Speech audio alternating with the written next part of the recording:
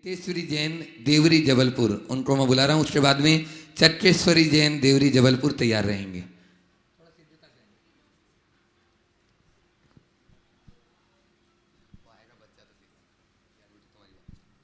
नमस्ते महाराज जी।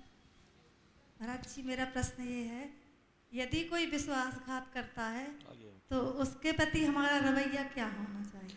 अगर कोई विश्वासघात करता है तो उसके प्रति हम क्या करें? सबसे पहले तो ये बात मान के चले, विश्वासघात एक घोर पाप और अनैतिक कृत्य है। जीवन में कभी किसी के प्रति विश्वासघात न करें। और यदि आपके प्रति कोई विश्वासघात करता है तो आप भविष्य में उसके प्रति सावधान रहें और वर्तमान में उसके प्रति तटस्थ हो जाएं, क्षमता रखें, ये सोचें कि मैंने कभी इनके साथ विश्वासघात किया होगा, इसलिए आज इन्होंने विश्वासघात किया। मैंने कभी किसी का बुरा किया होगा, आज उसका बुरा परिणाम मुझे मिल रहा है। इसलिए और इस विश्वासघात को देखकर आपको जो पीड़ा और वेदना हो रही है, उसका अनुभव करते हुए तय करें कि किसी को के प्रति विश्वासघात करने से कितनी तकलीफ़ होती है। मैं अपनी ज़िंदगी में विश्वासघात का कार्य, घिनौना कृत्य कभी नहीं करूँगा, ये संकल्प अपने मन में ले, यही सबसे बड़ी सीख होगी। चट्टेश्वरी जैन देवरी जबलपुर, उसके बाद सुभाष नीलम जैन साई बाबा तैयार रहे। महाराज जी, हमारा प्रश्न ये है कि जब हम मोक्ष जाते हैं तो हमारा सब जीवों का ऊर्ध्वगमन होता है, तो जल में से जो जैसे समुद्र वगैरह हैं तो वहाँ से तो जीव मोक्ष नहीं जाते होंगे, तो फिर वहाँ से दिशला क्या खाली रहती होगी? किसने कहा जल से मोक्ष नहीं जाते? समुद्र से। जल सिद्ध, स्थल सिद्ध, सब सिद्ध, ढाई द्वीप के एक एक प्रदेश से सिद्ध हुए। समुद्र से कोई किसी मुनि महाराज को उपसर्ग करके समुद्र में पटक दिया, वहाँ उनको शुक्ल ध्यान हो गया, तो वो समुद्र से भी सिद्ध हो सकते हैं। तो हुआ है ना, इतने अनंत काल में इतने भंग हो गए कि एक प्रदेश भी ढाई द्वीप का नहीं बचा जिसे सिद्ध क्षेत्र ना कर सके। चलिए, सुभाष नीलम जैन साईबाबाद, उषा जैन साईबाबाद तैयार रहे। मुकेश मीना जैन आगरा। आगे आगे आके आगे आके माइक पास में रखो। मेरा अपना पर्सनल माइक पास में, माइक को मुंह के पास में लेना। हाँ, मेरा अपना पर्सनल विश्वास ये है कि आज के समय में मेरे जैसे इंसान, यदि मैं सातावेदनीय कर्म को मैं एंजॉय कर रहा हूँ तो उससे शांति बनी रहती है और शांति से हम धर्म मार्ग पे प्रशस्त पूरी तरीके से चलते रहते हैं। समस्या ये है कि जब मैं असातावेदनीय कर्म से हूँ तो शांति भंग होती है। शांति भंग होने के साथ साथ हम धर्म के मार्ग पर जो शास्त्र सम्मत में धर्म मार्ग पर चलना चाहिए उस पर से हम भ्रष्ट हो जाते हैं। इसका क्या समाधान? देखिए, आपने अपनी गाड़ी को गलत ट्रैक पर चला दिया। साता वेदनी के उदय में तो सबको शांति मिलती है, मज़ा तो तब है जब अशाता में शांति हो। आप ये कहते हैं कि साता वेदनी के उदय में मुझे शांति मिलती रहती है, तो आपके पास ऐसी शक्ति है क्या कि ज़िंदगी भर साता बनाए रखो? जीवन में सदैव साता बनाए रखने की कोई व्यवस्था है आपके पास? किसी के पास नहीं। आप हम जाने दो, 14वें गुणस्थान के अंत तक साता वेदनी का उदय चलता है। समझ गए? तो शाता और अशाता मेरे वश में नहीं है, लेकिन शाता और अशाता के प्रकोप से मैं प्रभावित न हूं, ये मेरे वश में। समझ गए? तो चाहे शाता का उदय हो तो चाहे अशाता का उदय हो, तो अपने मन में शाता रखो, जीवन में आनंद ही आनंद आएगा। समझ गए? पारसनाथ भगवान पर जब उपसर्ग हुआ, वो साता के उदय में हुआ कि अशाता के उदय में? अशाता के उदय में। लेकिन वो क्या किया? रोए। उन्होंने रोया, रोना गाना किया। किसी से कहे मेटो मेटो जी संकट हमारा, आप तो कहते हो। उनने सहन किया। तो जीवन का असली एंजॉय अनुकूल परिस्थितियों के होने में नहीं है, हर परिस्थिति में अपने मन को अनुकूल बनाने में है। जो हर परिस्थिति में अपने मन को ढालने की सामर्थ्य रखता है वो हमेशा आनंद मग्न रहता है। तो अब थोड़ा इस वस्तु के स्वरूप को समझिए। जैसा रस आप शाता में लेते हैं, अशाता में भी वैसा ही रस लीजिए। और हमेशा ये सोचिए कि न साता मेरे हाथ में है न अशाता मेरे हाथ में है, पर मेरे मन का परिणाम मेरे हाथ में है, उसे मुझे संभालना है। चलिए आगे। हाँ पूछो जल्दी जल्दी। महाराज नमस्ते महाराज। महाराज जी, ज्ञान का क्षोभशम बढ़ाने के लिए क्या करें? ज्ञान के क्षोभशम बढ़ाने के लिए मंद कषाय भाव रखो, संयम का अनुपालन करो और शास्त्र की और शास्त्र के ज्ञाताओं की विनय करो। ज्ञान वृद्धि के ये श्रेष्ठ साधन। ज्ञान दान करो, शास्त्र दान करो। उषा जैन साहिबाबाद, उषा मुकेश मीना जैन आड्रा और प्रिया रागिनी जैन गोटेगांव। नमस्ते महाराज श्री। महाराज श्री, मेरा प्रश्न है रुचि, प्रतीति, अनुभूति, इनका क्या स्वरूप है और भूमि का अनुसार ये जीवों को कैसे होते हैं? रुचि, प्रतीति, अनुभूति को सामान्य रूप से एकार्थक मानते हैं, पर इनमें अंतर है। किसी के प्रति लगाव होना रुचि है और जिस वस्तु या व्यक्ति के प्रति लगाव है उसका आभास होना प्रतीति है, और उस आभास के साथ उसकी अनुभूति होना, उसका आनंद लेना अनुभूति है। जैसे एक उदाहरण देता हूँ। एक आदमी बहुत प्यास से पीड़ित है, कंठ सूखा जा रहा है और किसी ने कहा परेशान मत हो, 1 मील आगे नदी बह रही है, बहुत साफ स्वच्छ और शीतल पानी है, पी लो, आनंद आएगा। सामने वाले के प्रति मन में विश्वास जगा और अंदर एक रुचि उत्पन्न हुई। आप नदी की ओर बढ़ गए, ये रुचि है। भैया आज क्या हो रहा है? ये रुचि है। और जब आप आगे बढ़े, नदी के नज़दीक पहुंचे, ठंडी ठंडी हवाएं आने लगी, मन में लगा आज तो बिल्कुल अब पानी मिल जाएगा, अब गला तर हो जाएगा। ये प्रतीति है। प्यास बुझ जाएगी, पानी मिल जाएगा। भैया क्या है? ठीक कर लो पहले। प्यास बुझ जाएगी, पानी मिल जाएगा, अब गला तर हो जाएगा। अभी हुआ नहीं है। ये प्रतीति है। नदी के किनारे बहते हुए साफ स्वच्छ जल को देखकर प्रतीति होने लगी, ये पीने लायक पानी है, पीऊंगा और प्यास बुझेगी। लेकिन अभी तृप्ति की अनुभूति नहीं है। तृप्ति की अनुभूति कब होगी? जब पानी लोगे, अपनी अंजलि में भरोगे, ओठों तक ले जाओगे, हलक से नीचे उतारोगे, तब अनुभूति होगी। तो हमारे धर्म की शुरुआत रुचि से होती है, प्रतीति में वो पल्लवित होती है और अनुभूति में उसकी पूर्णता होती है। चलिए। मुकेश मीना जैन आड्रा, प्रिया रागिनी जैन गोटेगांव तैयार रहे। महाराज जी, माइक को थोड़ा हमें अपनी स्त्री पर्याय के छेदन के लिए क्या पुरुषार्थ करना चाहिए? अरे भैया कितनी बार तो इसका उत्तर दे चुका। मोक्ष मार्ग में लगो, संसार से ही मुक्ति मिल जाएगी। स्त्री पर्याय को छेदने की जब तक दृष्टि है तब तक पर्याय दृष्टि है, मुक्ति नहीं मिलेगी। संसार को छेदने का जब भाव करोगे तो स्त्री पर्याय से तो मुक्ति मिलेगी, पूरे संसार से मुक्ति मिल जाएगी। श्री जड़ कर्म घुमाता है मुझको, यह मिथ्या भ्रांति रही मेरी। ये प्रश्न जो केवल रवि किरणों की पूजा में आता है, तो इसमें ये जो लोग कहते हैं कि पंडित जी वगैरह कि ये गलत है, किस प्रकार से गलत है? देखिए, आगम के विधान के हिसाब से जब हम विचार करते हैं तो एकांततः ऐसा मानना कि कर्म मेरा कुछ भी बिगाड़ नहीं करता, ये स्पष्टतया एक बहुत बड़ी भ्रांति है और इस भ्रांति का निवारण होना चाहिए। जो लोग एकांततः कहते हैं कर्म मेरा कुछ नहीं करता, तो ये संसार की पर्याय किसने पैदा की? चतुर्गति का परिभ्रमण किसके कारण हो रहा है? कर्म के ही कारण तो हो रहा है, कर्म के ही कारण हो रहा है। हमें आचार्य कुंद की उस उक्ति को ध्यान में रखना चाहिए, जिसमें लिखा कि कम्मम नाम समक्षम, पूरी गाथा मुझे याद नहीं आ रही है, अभिभूय पुनम जीवम नर नारय तिरा स्त्री सुरा कुनई। किस कर्म में कैसी ताकत है जो जीव की शक्ति को अभिभूत करके नर नार की त्रियंश और देव बना देती।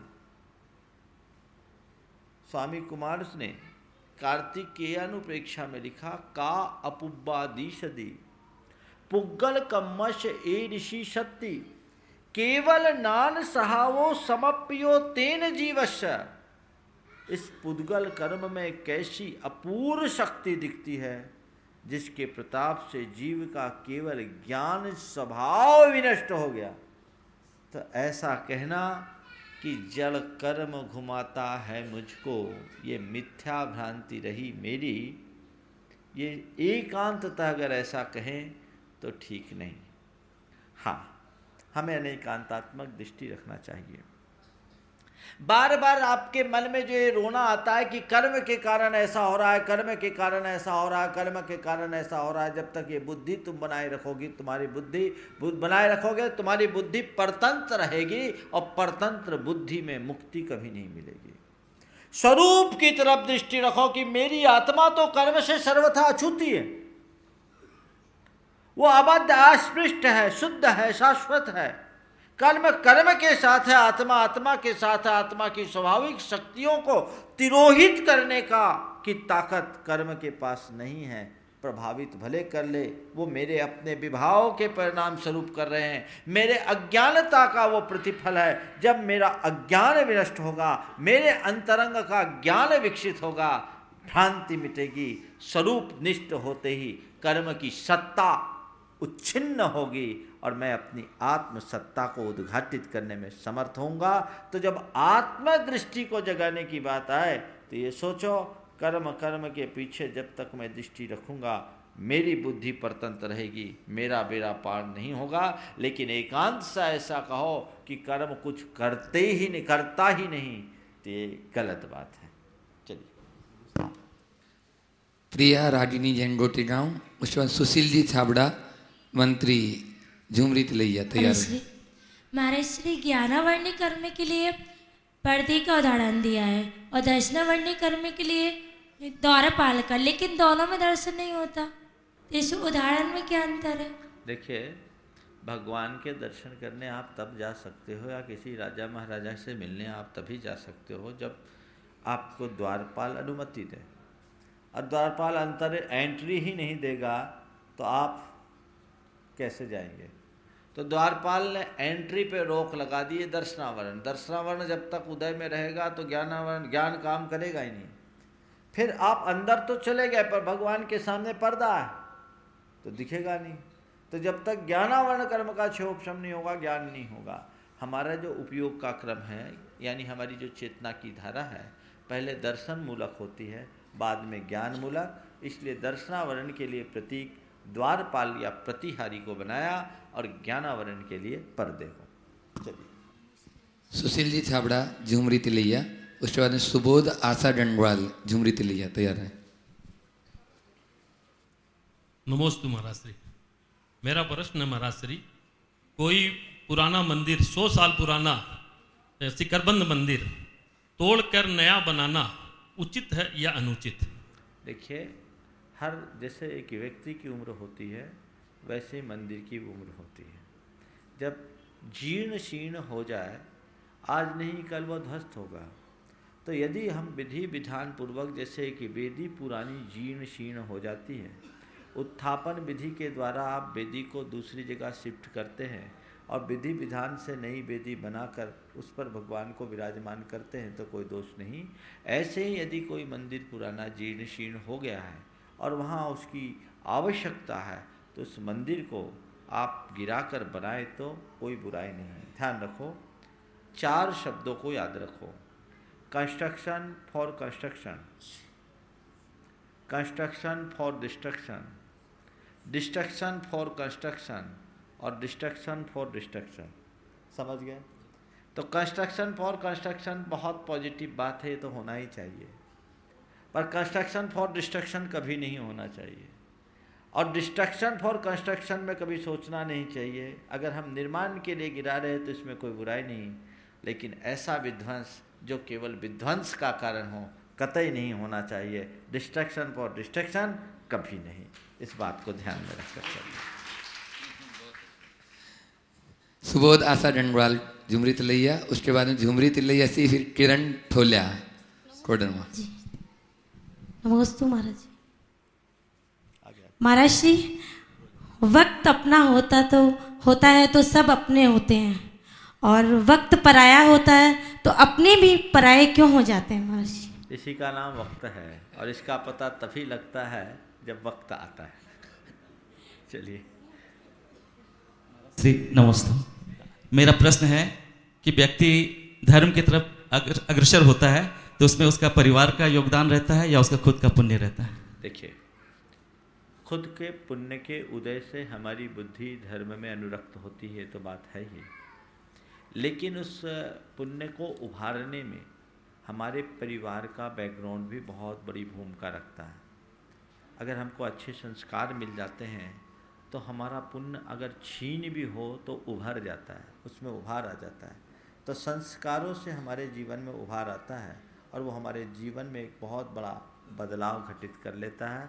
इसलिए केवल पुण्य का उदय होगा तो हम धर्म में रुचि रख लेंगे, ऐसा सोचने की जगह हमारी संतान का पुण्य होगा तो अपने आप धर्म करेगी, ऐसा सोचने की जगह उनका पुण्य जगे और वो धर्म करते रहे, ऐसा प्रयास करो। हाँ, आपके तमाम प्रयासों के उपरांत भी यदि आपके परिवार का कोई सदस्य धर्म विमुख होता है, धर्म के प्रति अपेक्षित रुचि नहीं रखता, तो अपने मन में संक्लेश करने की जगह ऐसा सोचो कि अभी उसका पुण्योदय नहीं आया, उसकी होनहार अच्छी नहीं, इसलिए हमारे प्रयास के बाद भी वो उधर रुचि नहीं रख रहा। भगवान उसकी बुद्धि को निर्मलता दे, पवित्र बनाए, उसका पुण्य जगे ताकि वो धर्म से जुड़ सके। नमोस्तु महाराज श्री। इसके बाद में महाराज श्री, आदमी स्वार्थी क्यों होता है? आदमी स्वार्थी क्यों होता है? जब व्यक्ति की दृष्टि परमार्थ से हट जाती है और अर्थ पर केंद्रित हो जाती है तो स्वार्थी बन जाता है और अनर्थ कर लेता है। समझ गए क्या बोला? परमार्थ से दृष्टि हटकर जब अर्थ पर केंद्रित होती है, मनुष्य स्वार्थी बनकर अनर्थ करने लगता है। चलिए। नीलम जी पहाड़िया कोलकाता, उसके बाद में किरण जी डंडवाल कोलकाता। तैयार रहें। जल्दी जल्दी फुर्ती से। उसके बाद अखिलेश्वरी जैन जबलपुर। नमोस्तु महाराज श्री। हो गया वो। महाराज श्री, हमारी कोई प्रशंसा करता है तो हमको बहुत अच्छा लगता है, और कोई हमारी बुराई करता है तो हमें बुरा लगता है, तो दोनों परिस्थितियों में अपने आप को संबंध कैसे रखें? बहुत बढ़िया। आप लोगों को मिठाई अच्छी लगती, मिर्ची खराब लगती है। प्रशंसा जो है मिठाई की तरह लगती है, और मिर्ची जो है वो तकलीफ दे होती है। इससे बचने का उपाय ये है कि आप अपनी जिह्वा को टेस्ट फ्री कर लो।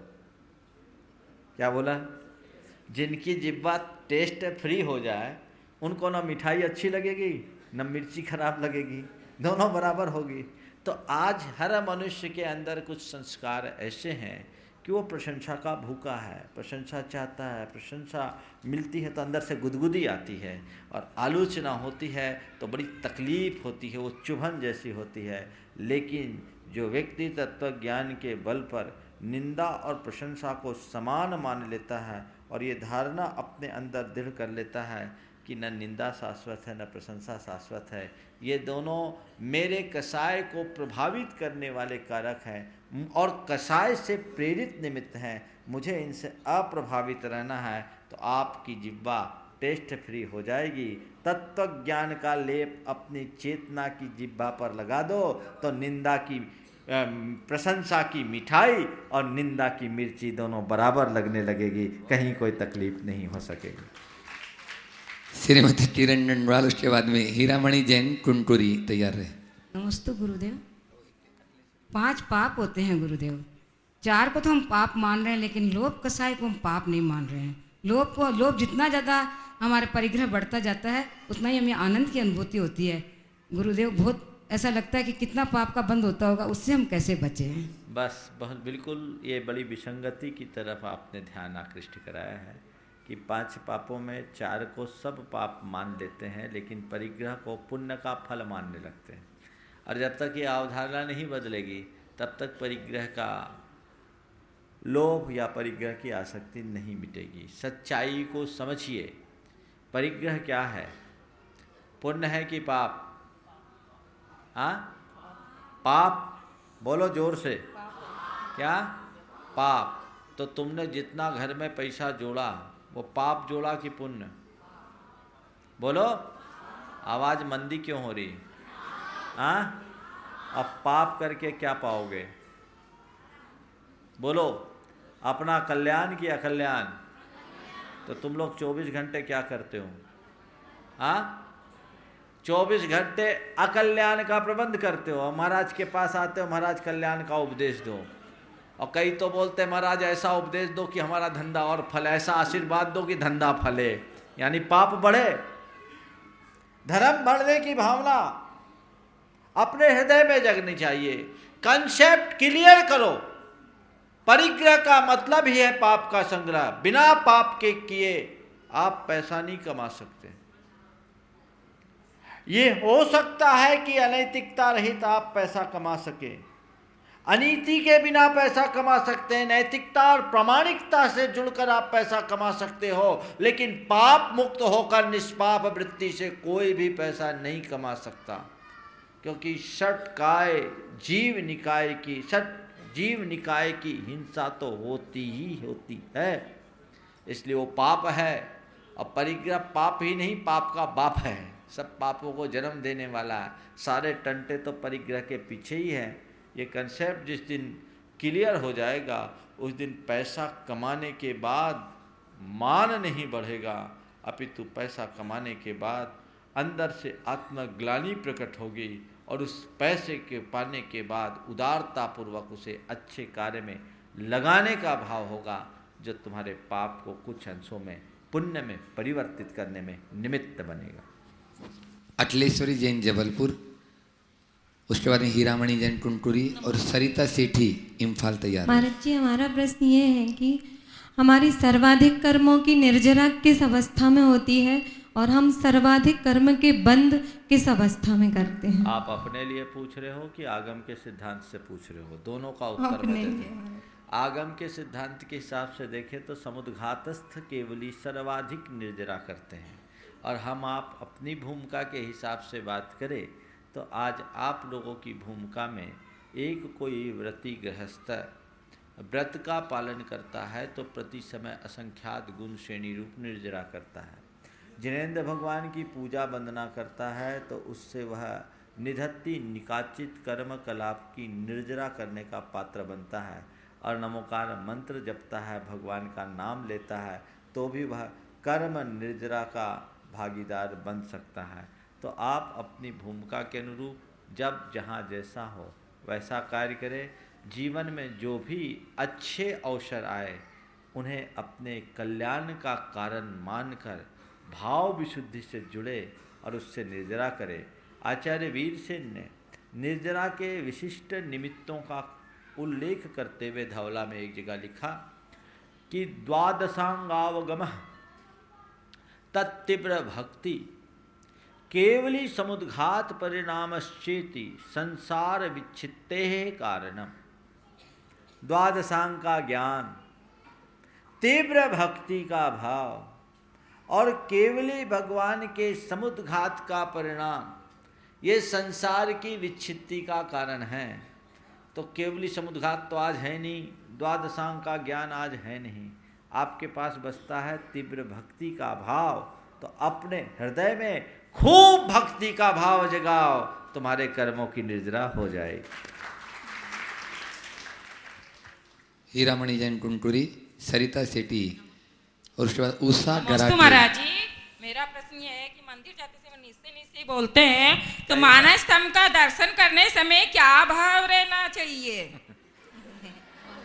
मंदिर जाते समय निस्सही मंदिर के लिए मानस स्तंभ उन्मुक्त स्थल पर है, और मानस स्तंभ के दर्शन करते समय भगवान को देखो और भगवान से कहो कि भगवान, मैं सदैव आपको सबसे ऊंचा देखूं और अपने आप को सबसे नीचा देखते रहूं, कभी किसी को नीचा न देखूं और कभी किसी को नीचा दिखाने का भाव न करूं। आपका ऐसा आशीर्वाद मुझे मेरा कल्याण।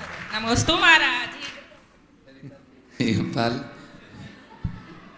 उसके बाद में अभिषेक बजाज सागर तैयार रहे। नमोस्तु महाराज श्री, मैं ये जानना चाहती हूँ कि नव देवता में आर्यन सिद्ध आचार्य उपाध्याय साधु जिंदम जिनागम सभी नव देवता हम लोग पूजनीय हैं, तो फिर जिनवानी की सब मंदिरों में ऐसी हालत है कि क्या बोले। यही है, अर्घ जिनवानी को चढ़ाते हैं और उसके प्रति जो बहुमान का भाव रखना चाहिए लोग प्रायः नहीं रखते। ये बहुत बड़ी भूल है। प्रायः मंदिरों में लोग पूजा पाठ करते समय जिनवानियों को अव्यवस्थित तरीके से रखते हैं। ये चीज़ ठीक नहीं है, आपको उनका विनय बहुमान करना ही चाहिए। भी नव देवता में आते हैं ना, आता बिल्कुल सब जगह पवित्रता बनानी चाहिए मंदिर में, और जिनवानी की विनय करनी चाहिए। अभिषेक बजाज सागर, उसके बाद जय कुमार जी डंडवाल कोडरमा तैयार रहे। महाराज श्री नमोस्तु। एक व्यक्ति अगर सीए है या किसी भी पोस्ट पर है और वो अपने सीनियर या मालिक के अंडर में कोई गलत एंट्रियां करता है, तो इस चीज़ का पाप कैसे लगेगा? देखो, जो सीए है उसको भी पाप लगेगा, क्योंकि पैसा गलत एंट्री करके कमाया ना। मैं तो ये कहता हूँ जितने भी चार्टर्ड अकाउंटेंट्स हैं, आप ऑडिट करो, लेकिन जो भी कंपनियाँ हिंसक प्रोडक्ट पैदा करती है, पाप का कार्य करती है, अनाचार का कार्य करती है, उनका काम हाथ में न लो। जहाँ तक चार्टर्ड अकाउंटेंट्स की बात है, बोले महाराज ऑडिट करने में तो आज हम लोगों को सिखाया ही जाता है कि काले को सफ़ेद कैसे कर सके। एक अनैतिक कृत्य है और एक अवैधानिक कृत्य है। आप कच्चे पक्के का जो झमेला है आप लोगों का, वो सब अवैधानिक है, अनैतिक नहीं। वो राजकीय नियमों का उल्लंघन है, पर उसमें किसी व्यक्ति विशेष का शोषण या अनीति या अन्याय किसी व्यक्ति के साथ नहीं हो रहा है। ये सरकार की नीतियां भी इसमें कुछ जिम्मेदार है, जिसके पीछे आज व्यापारी वर्ग को ऐसा चोरी करना पड़ता है। हालांकि ये ठीक नहीं है, फिर भी आपको प्रारंभिक भूमिका में मैं क्षम्य कह सकता हूँ। लेकिन अनैतिक कार्य तो केवल निषिद्ध ही नहीं, अक्षम्य है, जिसमें हिंसा हो, हत्या हो, खुले तौर पर पाप हो, अनाचार हो। ऐसी कंपनीज का कभी ऑडिट मत करना, ये नरकायु के बंध का कारण बन सकता है। इसलिए काम कहते हो हम चार्टर्ड अकाउंटेंट हैं, लेकिन किसका ऑडिट कर रहे हो, ये बहुत मूल्यवान है। मेरे संपर्क में एक युवक ने एक ऐसी कंपनी को छोड़ा जिसका 12 वर्षों से काम कर रहा था, लेकिन उस कंपनी ने एक पोल्ट्री फार्म खोली, उसने अपना रिजाइन कर दिया, उसका काम लेने से इनकार कर दिया। बहुत दबाव डाला, बोला आप दूसरे कंपनीज का हमारी जो और उनका कर लो। बोले नहीं, हम आपके साथ काम नहीं करेंगे, आप पोल्ट्री फार्म खोल रहे हैं, आपकी पोल्ट्री की कमाई लेकर हम अपने घर को कलंकित नहीं करना चाहेंगे। ये दृढ़ता और ये संस्कार जिसके हृदय में होते हैं, बहुत अच्छा होता है। मैं तमाम उन चार्टर्ड अकाउंटेंट्स या अन्य इस तरह के प्रोफेशंस में जुड़े लोगों से कहना चाहता हूँ, जीवन में कभी अनैतिक कार्य न करना, जहाँ तक बने नैतिक कार्य करके अपनी ज़िंदगी को आगे बढ़ाना। बस एक ही। जय कुमार जी डंडवाल झुमरी तिलैया के अध्यक्ष भी अभी बने हैं। नहीं, अध्यक्ष नहीं है, तो मंत्री हैं। अध्यक्ष सुशील जी छाबड़ा है। अच्छा, चलो, हाँ आ गया, बोलो। नमस्ते महाराज। महाराज मैं ये पूछ रहा था, हम लोग 24 तीर्थंकर और भगवान में क्या फ़र्क है? हम लोग भगवान बाहुबली को भी बोलते हैं। पिछले शनिवार को बच्चों ने मुझसे पूछा था तीर्थंकर और भगवान में क्या अंतर है। तीर्थंकर भगवान होते हैं, भगवान तीर्थंकर नहीं होते। तीर्थंकर धर्म तीर्थ का प्रवर्तन करते हैं, द्वादशांग की रचना करते हैं, चतुर्विध संघ की स्थापना करते हैं, जबकि साधारण केवली भगवान ऐसा नहीं करते। यही दोनों में अंतर है। चलिए, दोनों को बराबर। हाँ। श्रीमती उषा गराटे और विनोद जी जैन गुना। तब तक नेहा जैन मुंबई से पूछ रही हैं, जैन धर्म में हमें फिर जन्म लेना हो तो क्या करना चाहिए? बस जैन धर्म में जन्म लेना हो तो रोज़ एक तो जैन कुलोचित आचरण करो और भगवान से एक ही प्रार्थना करो, हे भगवान मैं कहीं भी रहूं मेरा जैन धर्म न छूटे, गर जन्म हो दोबारा मानव जन्म मिले, और फिर से यही समागम जिनवर शरण मिले, गुरुवर शरण मिले, प्रभुवर शरण मिले, ये भावना भाते रहो। विनोद जैन गुना, आशा जैन अजमेर तैयार रहे। नमस्ते महाराज जी। नमोकार महामंत्र एक चिंतन है और नमोकार महामंत्र एक अनुचिंतन है, दोनों में अंतर क्या है और दोनों की क्रिया क्या है? चिंतन और अनुचिंतन में एक ही अंतर है, चिंतन थोड़ी देर का होता है, अनुचिंतन बार बार चलता है। चलिए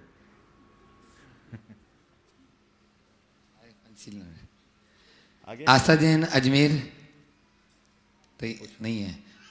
सीट चंद्रकला जी पाटनी रांची मंत्री डुनाईतन चले आए। तब तक मैं पंकज जी जैन बिहार से पूछ रहे हैं, हम जो पूजा करते हैं उसमें जो मंत्र संस्कृत में लिखा रहता है, क्या उसे हम हिंदी में पढ़ सकते हैं? भैया संस्कृत में पढ़ सको तो अति उत्तम है, पर मैंने एक दिन पहले भी कहा था ऐसा नहीं कि भगवान को हिंदी समझ में नहीं आती, जिस भी भाषा में पढ़ना है पढ़ो, अच्छे भाव से पढ़ो। संस्कृत में पढ़ो तो उसका फोनेटिक असर भी पड़ता है, उसका भी लाभ उठा सकते हैं। नमस्ते महाराज श्री। महाराज श्री बीजाक्षर का अर्थ क्या है, उसका प्रयोग क्यों किया जाता है? देखो बीजाक्षरों का अपना कोई अर्थ नहीं होता। जैसे एक बीज के अंदर एक विशाल वृक्ष छिपा रहता है, उसके अंदर तमाम संभावनाएं होती है, ऐसे ही बीजाक्षर ऐसे अक्षर होते हैं जिसके अंदर से अनंत शक्तियों का प्रस्फोट होता है।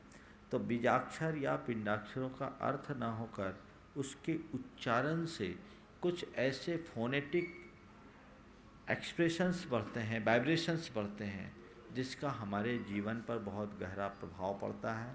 वो हमारे कर्म निर्जरा का भी साधन बनता है और ध्यान का भी एक प्रशस्त निमित्त बनता है। जैसे ओम श्रीम क्लीम ह्रीम आदि के बीजाक्षर, राम रीम रूम आदि ये सब बीजाक्षर हैं।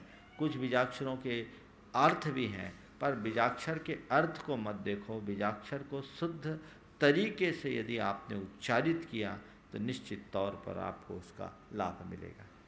प्रयोग क्यों किया जाता है? बीजाक्षरों का प्रयोग एक साधना के अंग में है, इससे मंत्रों की शक्तियाँ बढ़ती है। बीजाक्षर एक मंत्र है, उन बीज का उच्चारण करने से आपके पुण्य का उपार्जन और नेगेटिव वाइब्रेशंस खत्म होते हैं, अपने भीतर एक आत्म क्षमता विकसित होती है, पॉजिटिविटी डेवलप होती है। मूलचंद जी पाटनी दिसपुर से पूछ रहे हैं, कागज के नोटों पे हाथ लगाकर भगवान का अभिषेक कर सकते हैं क्या? क्योंकि वो हर तरह की हो गया। कागज के नोट छूने के बाद हाथ धोए बिना अभिषेक करना तो बहुत दूर की बात।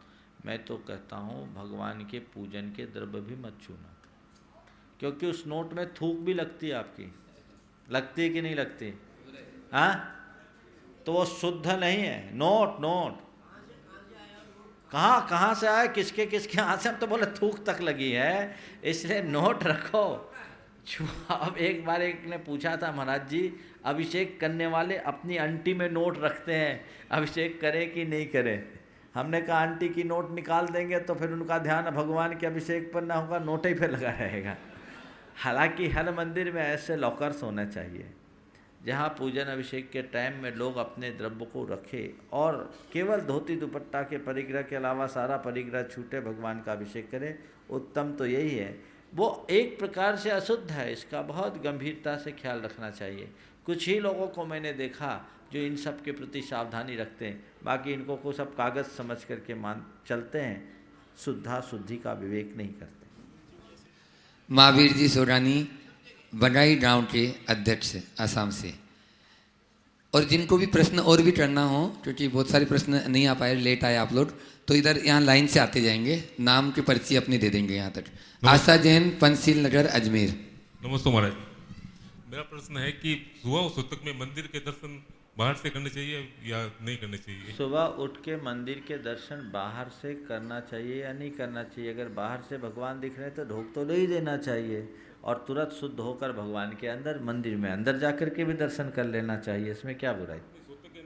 सूतक के अंदर नहीं, सुबह सूतक पूछा था। सुबह सूतक। अच्छा, हमने सुना सुबह उठकर सौर सूतक में दर्शन आप कर सकते हैं, गर्भालय में न जाए।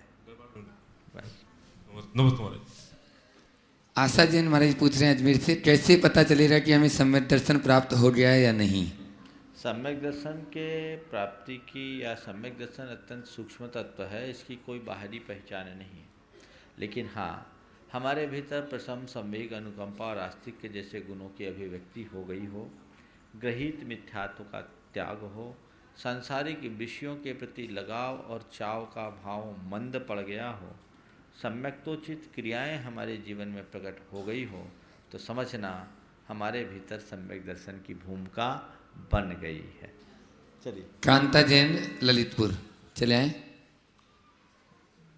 जिनको भी पूछना लाइन से बुलाते जाओ ना। महाराज जी नमोस्तु।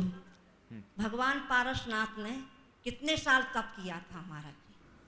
अब वो मुझे याद नहीं है, देखना पड़ेगा। पारसनाथ भगवान के तप का शायद 30 वर्ष काल था या 30। महावीर भगवान का 30 साल था। हाँ, पारसनाथ का, महावीर भगवान का था 30 वर्ष और पारसनाथ का कितना था पुराण में देख लेना। ये थोड़ी सी मेमोरी इसमें कम रहती मेरी। चलो आगे। वंदामी और नमोस्तु का अर्थ एक ही होता है या अलग अलग? वंदामी का नमस्कार अर्थ होता मैं आपको वंदन करता हूँ, और नमोस्तु का अर्थ होता आपके लिए नमस्कार हो। शब्द के अर्थ की दृष्टि से देखा जाए तो दोनों का अर्थ एक है, और तीसरा शब्द भी जोड़ देता, वंदामी, नमोस्तु और नमस्ते, ये तीनों का एक ही अर्थ है। लेकिन जब हम प्रयोग करते हैं तो तीनों का अर्थ बदल जाता है, क्योंकि हमारे मुख से उच्चारित वचन महत्वपूर्ण नहीं होते, महत्वपूर्ण होते हैं वचन से जुड़े संदर्भ।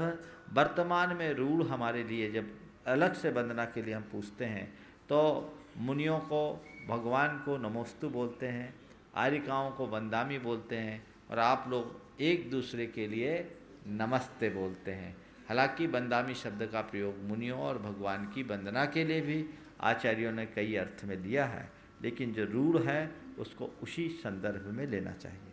चलिए नजदीक रखो। राजगिर और तिली मतलब अन्न है कि? देखिए, राजगिर, तिल आदि को लेकर लोगों में बड़ा कन्फ्यूजन है।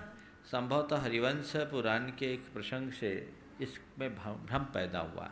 मैंने उस प्रकरण को देखा, वहाँ अनेक प्रकार के इसमें मेथी, जीरा, धनिया आदि भी है। उसमें लिखा इस प्रकार के धान्य उत्पन्न हुए, तो वहाँ जीरा, धनिया भी उसमें शामिल है। इसका धान्य का अर्थ अनाज मत लेना, धान्य का अर्थ होता फसल। तो धान्य अनाज नहीं है, यह फसल है।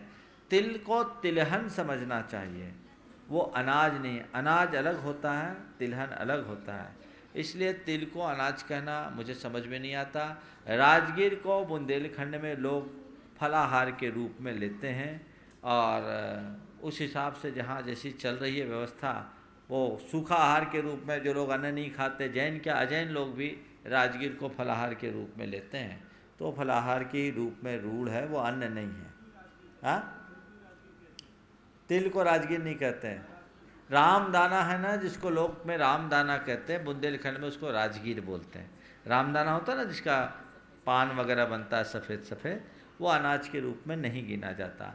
तो इस दृष्टि से तिल को अनाज मानना ठीक नहीं है। तो महाराज तिलकुट रात में खा सकते हैं, मैं नहीं कहता रात में खाने को। मैं तो ये भी नहीं कहूँगा कि आप रात में कुछ भी, मैं तो यही कहूँगा कि आप रात में कुछ भी मत खाओ। सवाल अनाज और होने और ना होने का है, तो ये अनाज नहीं, अनाज नहीं है। नमस्ते महाराज। हाँ, अजीत जैन बेंगलोर से पूछ रहे हैं महाराज जी, हमें आपकी प्रसन्नता का राजमार्ग देने की कृपा करें। हमारी प्रसन्नता का राज बताने की कृपा करें।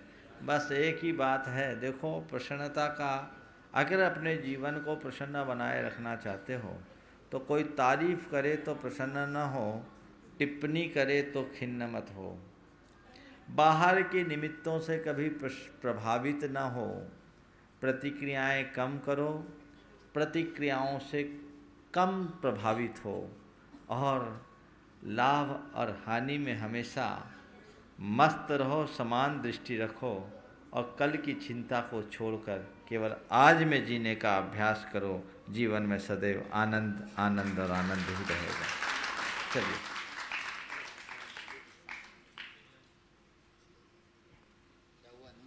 जल्दी जल्दी। हुनर सब में होता है। हाँ, हुनर सब में होता है, किसी का उजागर हो जाता है, किसी का छिप जाता है, ऐसा क्यों? हुनर सब में होता है, किसी में उजागर हो जाता है और किसी का छिप जाता है। तो बात तो यही है, छैनी होती है ना, छैनी प्रहार करने से पत्थर को भी तोड़ती है, लेकिन कब? जब उसकी धार हो तब। और छैनी में धार कब होता है? जब उसे ठीक ढंग से तराशा जाए तब। हुनर होने मात्र से काम नहीं होता, हुनर को तराशना पड़ता है और तराशने के लिए किसी योग्य शिल्पी के पास जाना पड़ता है, तब काम होता है। एक नीतिकार ने लिखा है, अमंत्रमक्षरम नास्ति नास्ति मूल मनौषधम अयोग्य पुरुषो नास्ति योजकस्तु दुर्लभ। ऐसा कोई अक्षर नहीं जो अपने आप में मंत्र न हो, ऐसी कोई जड़ नहीं जो किसी बीमारी की दवाई ना हो, औषधि ना हो। हर अक्षर मंत्र है और हर जड़ औषधि है। कोई पुरुष अयोग्य नहीं, हर व्यक्ति में हुनर है। कमी किसकी है? योजकस्तु दुर्लभ। उस हुनर को प्रकट करने वालों की दुर्लभता है। किसी सद्गुरु के सानिध्य में आओ, सबका हुनर बुलंदी को छूने लगेगा, उसमें निखार आ जाएगा। ये किरण सेठी थी अभी जो प्रश्न कर रही थी। अब दिव्या जैन गुना। थोड़ा फुर्ती से। नमस्ते मानसी। इधर खड़े हो। हाँ मानसी, टॉप पे जाते हैं तो उनके चरण स्पर्श कर सकती हैं? हाँ, कर सकते हैं। स्त्रियां भी अभिषेक चरणों के स्पर्श कर सकती हैं, उसमें कोई दोष नहीं। वो चरण नहीं है, चरण चिन्ह है। चलिए। जब अपने सामने कोई गुरु की निंदा करता है तो उसको ऐसे क्या शब्द बोलना चाहिए कि उससे भी बुरा ना लगे और गुरु की निंदा मतलब अगर वो आपकी बात को सुनने की मानसिकता रखता है तो उनसे कहो कि व्यर्थ की बातें मत करो, इस टॉपिक को बंद करो। आप अपनी अवधारणा अपने साथ रखो, हमको मत थोपो। और यदि ऐसा लगता है कि आपकी बातों का उस पर कोई असर नहीं होने वाला, चुपचाप से वहाँ से खिसक जाओ। इसी से जुड़ा हुआ हमारा एक प्रश्न हो रहा है कि डाट बंगला पर हम रुके हों तो क्या पारसनाथ जी से उल्टी वंदना कर सकते हैं? अरे भैया, मिठाई को सीधी खाओ चाहे उल्टी खाओ, मुंह तो मिठाई होना है, उसमें क्या सोचना। चलिए। नमस्ते महाराज जी। महाराज जी, जब हम पर्वतराज की वंदना करते हैं तो प्रत्येक टॉक पर उसकी कोट पे जो नाम लिखा हुआ रहता है वो किसने लिखा? ये रूढ़ी नाम है, चला आ रहा है। चलिए चलिए अगले। जल्दी।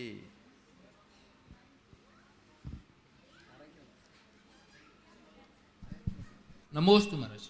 महाराज श्री, प्रश्न ये है कि जैसे विश्व में इतने सारे, तुम तो जवान हो, सीधे तो खड़े हो भाई, ऐसे। हाँ हाँ बोलो।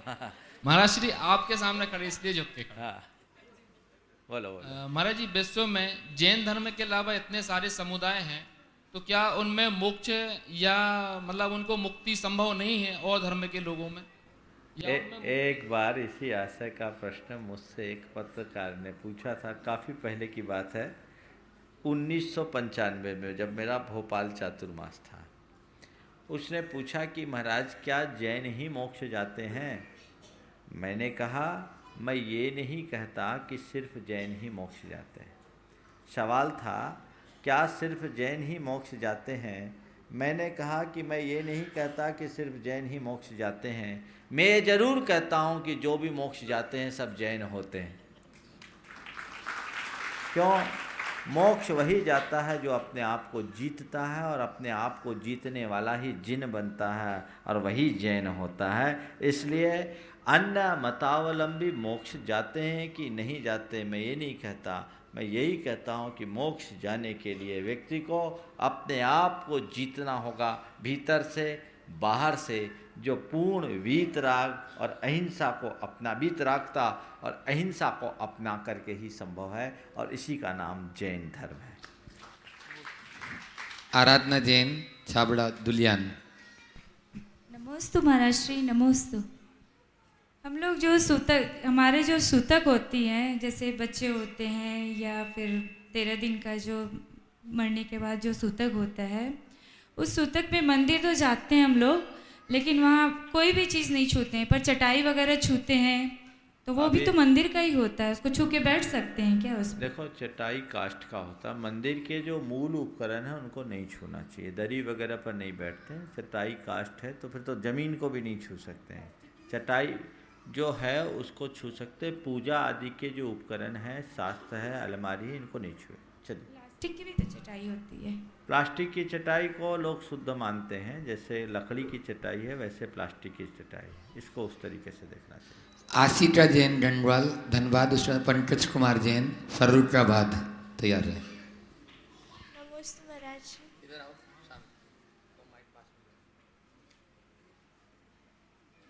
बोलो।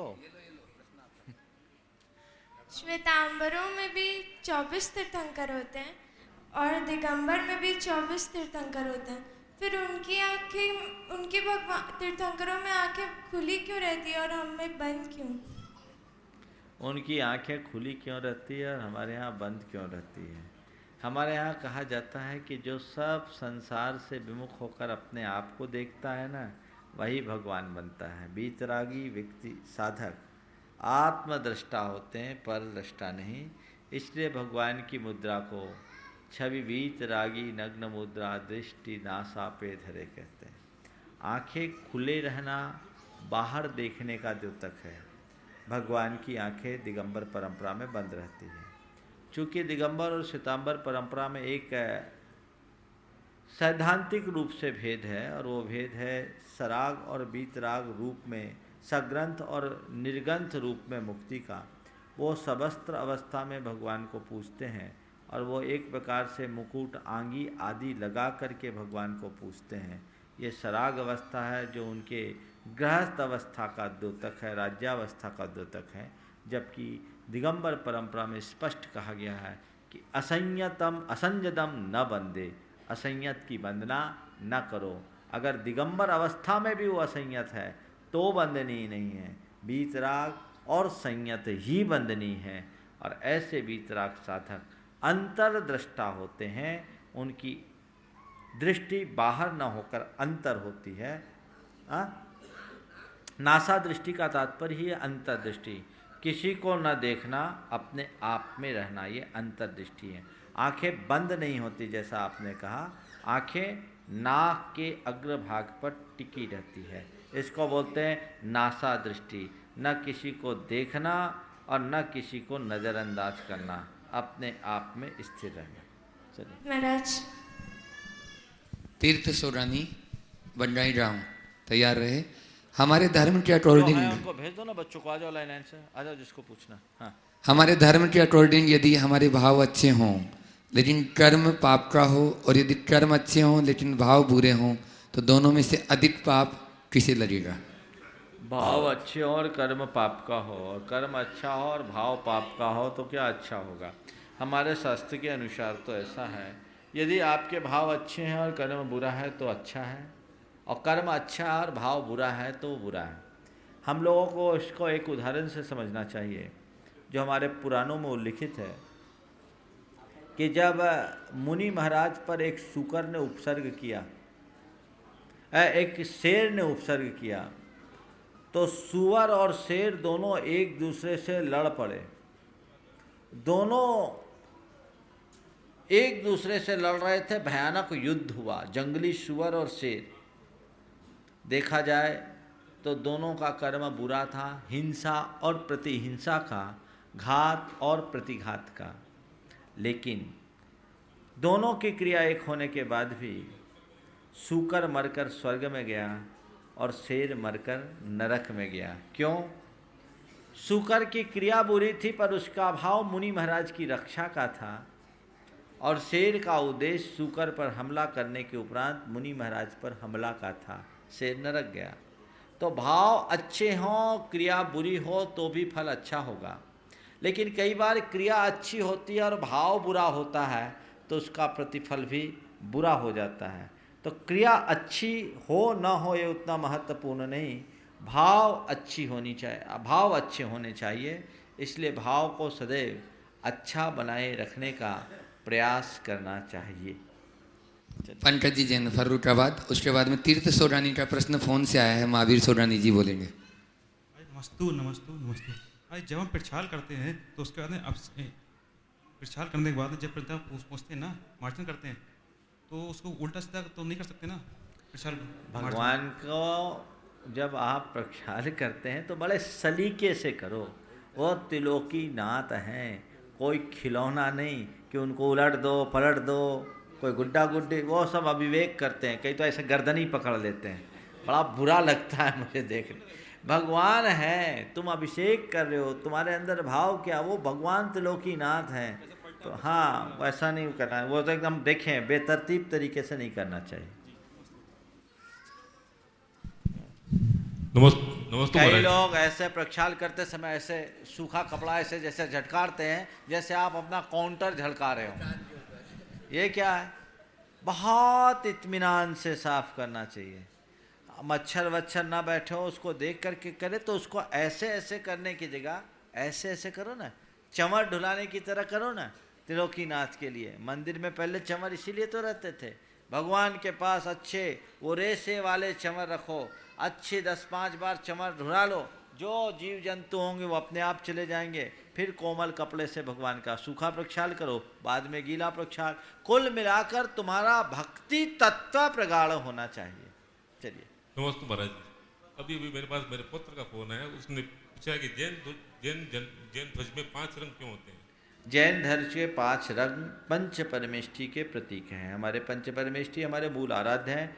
अरहंत का श्वेत रंग, सिद्ध का लाल रंग, आचार्य का पीला रंग, उपाध्याय का नीला आसमानी रंग और साधु का आपके जाकर के काला रंग। चलिए, आ गई तो चला दे इसको, हटा नहीं हटेगा, 3 मिनट बचा है। हाँ जल्दी आ, बुलाओ। नमस्ते महाराज, मेरा प्रश्न ये है कि जो हम मंदिर जी में दीपक जलाते हैं उसकी लौ से हिंसा होती है और हिंसा में धर्म होता नहीं है, तो हम दीपक क्यों जलाते हैं?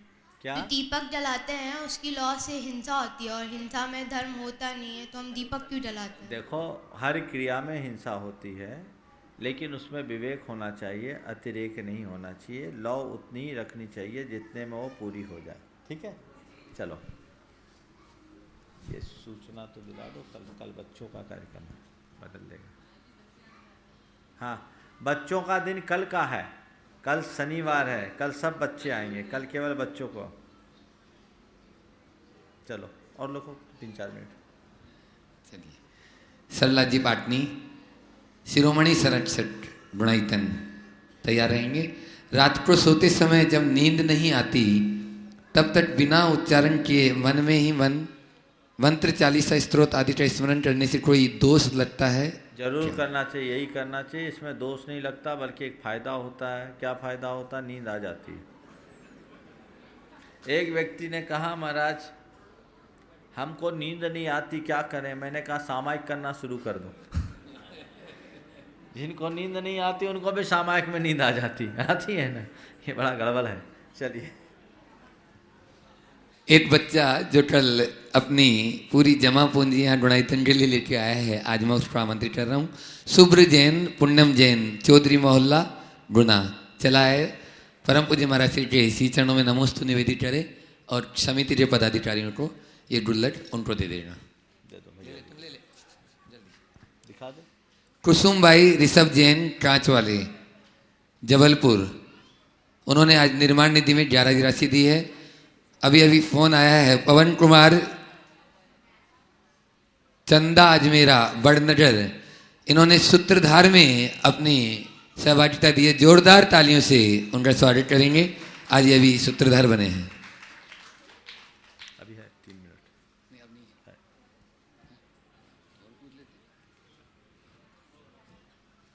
चलिए अगले प्रश्नकर्ता चले आएंगे।